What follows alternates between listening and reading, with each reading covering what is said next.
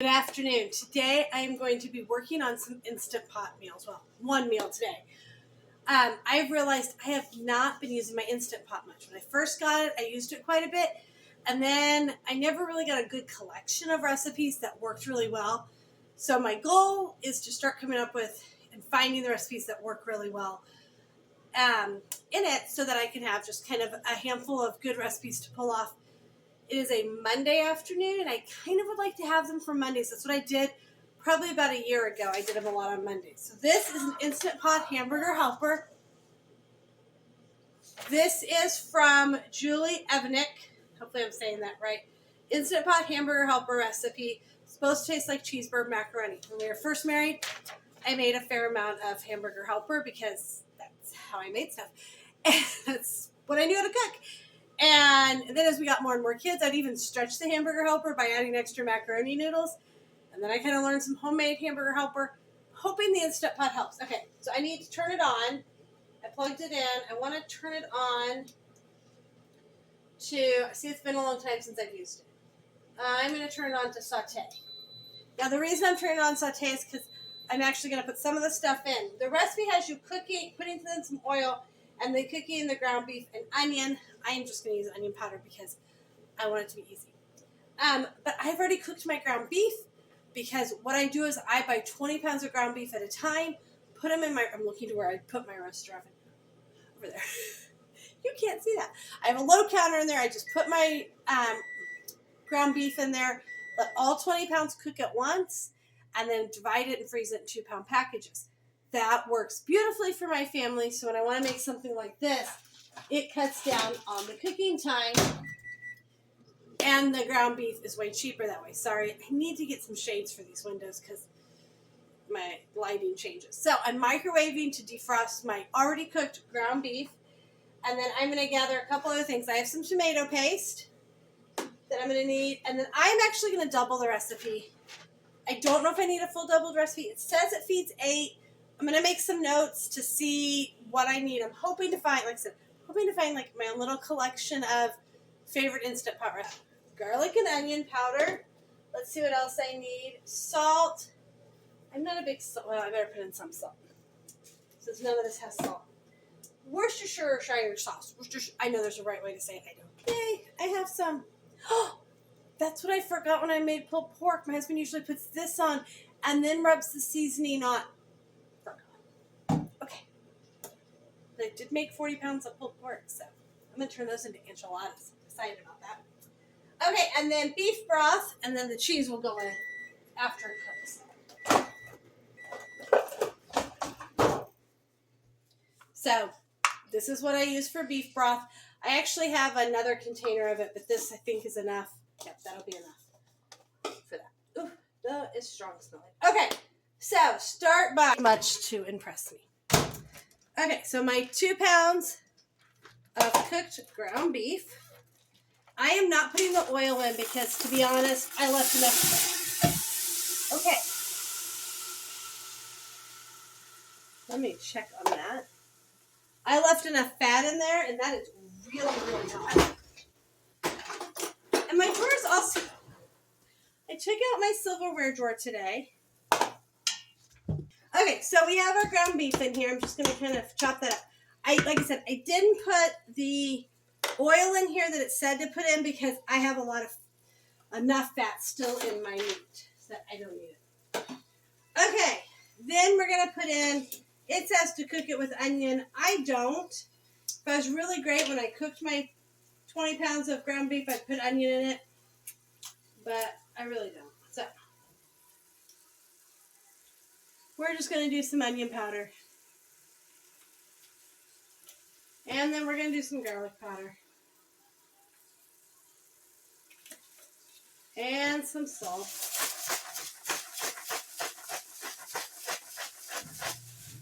I just love the sound the salt makes. Okay. Then it says 2 teaspoons of Worcestershire sauce. Let me see what measuring spoons I have. So if we're doubling, that means we need 4. I am measuring this because I am not a person who loves the flavor of Worcestershire sauce. So I only want what it actually needs. So 4 teaspoons of that. Okay, I'm going to stir that all up a little. And then I'm going to add 2 tablespoons of tomato paste. So this can is 5 tablespoons, so I will just put in that whole can. I have tried a homemade Hamburger Helper recipe in the Instant Pot, and I didn't like it because it had too much spaghettiness to it. Okay, now before I put the tomato sauce paste in, put in half a cup of beef broth. It says, or a fourth of a cup for the regular recipe. I'm doubling, so I'm going to put in half. This is supposed to help prevent the burn notice, which I unfortunately got last time. And that's, I think, part of why I stopped using my Instant Pot. I was struggling with that a lot. And a lot of times I just don't have time to play with stuff, so. But I'd really like to have some because these are just great to put on and have them cook. And not stand over the stove. Okay. Let's see. So do that. Scrape the bottom of the pot to get off all of anything cooked on the bottom. Since I didn't cook the meat in here, there shouldn't be that much to get off, but I did it. Okay. Let's see. Oh, I am supposed to add the tomato sauce. Okay.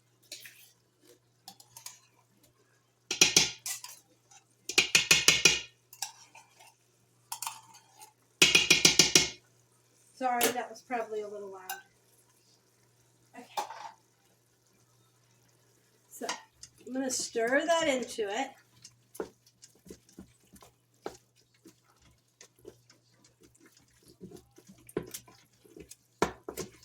Hopefully that will prevent my burn notice. Last time it cooked okay, but because it didn't ever get to pressure, the noodles were pretty mushy. I actually didn't like that recipe either because it was too much tomato sauce, which I should have realized. Okay, add the rest of the broth and the noodles. Okay, so I'm going to add my bouillon cubes here. I can get them open.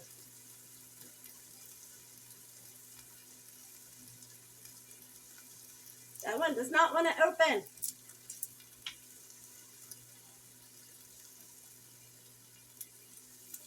Okay. 4 bouillon cubes, and now I need 7. No, I put in half a cup, so I need 7.5 cups of water. Oh, that looks good. This is an 8-quart Instant Pot. It's one of the big ones because the little ones really wouldn't work for us. So, okay. And then add the noodles. So I am going to use the whole 16 ounces because, or I'm sorry, 32 ounces. The recipe calls for 16, but I've doubled everything.